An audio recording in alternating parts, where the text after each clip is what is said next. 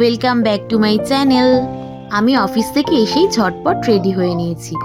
হ্যাঁ, আজ আমরা একটা জন্মদিনের অনুষ্ঠানে যাচ্ছি। আমাদের বাড়ির পাশেই থাকে সৌরভ।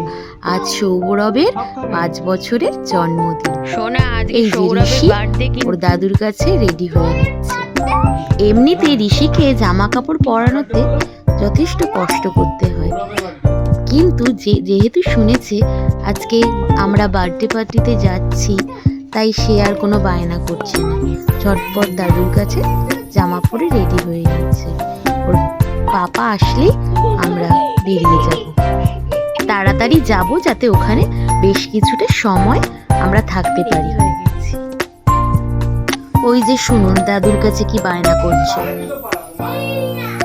না প্লিজ, এই জুতোটা পরো না প্লিজ, ভালো লাগছে না।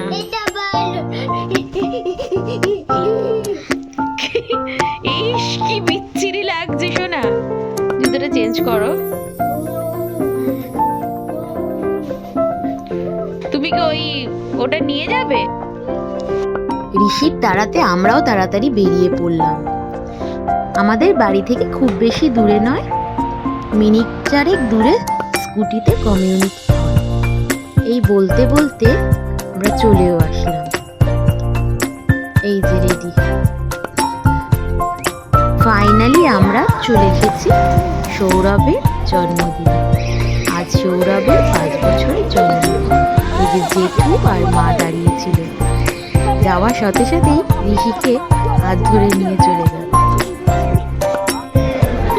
ঢোকার সাথে সাথে কাকা এসে বেলুন আর ভাসি দিয়ে গেল। আমরা আসার আগেই সৌরভের কেক কাটা হয়ে গেছে। এটা মিস করে ফেলেছি। যাই হোক, আর কি করা যাবে। আমাদের এই কমিউনিটি হলটা বেশ বড়, আর এতটা জায়গা পেয়ে এতগুলো বাচ্চাকে কে ধরে রাখে। একসাথে এতগুলো ফ্রেন্ড পেয়ে ঋষি আনন্দে আত্মহারা হয়ে গেছে।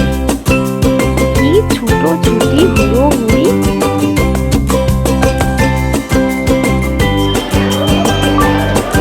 এই বার্থডে বয় তো আর নেই, তাই উনি এসে একটু বসেছে। আমরা একটু ফটো তুলে নিচ্ছি।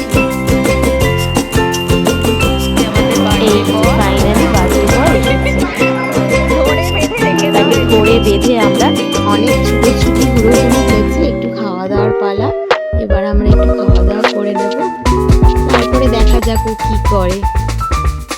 আমার এই হলটা না খুব পছন্দের। ঋষির 1 বছরের জন্মদিনেও আমি এই হলেই করেছিলাম। খুব সুন্দর, খোলামেলা, আর রান্না বান্নাও খুব ভালো হয়েছে। সৌরভের জন্মদিনটা আমরা খুব আনন্দ করেই কাটালাম। এই যে আবার শুরু হয়ে গেল। এখন স্বর্ণদীপের সাথে একটা ছবি তুলে নিচ্ছি। ইনি হচ্ছেন সৌরভের ঠাকুর। ওর মা বাবা প্রস্তুত করতে ব্যস্ত, তাই ওদের আর দেখা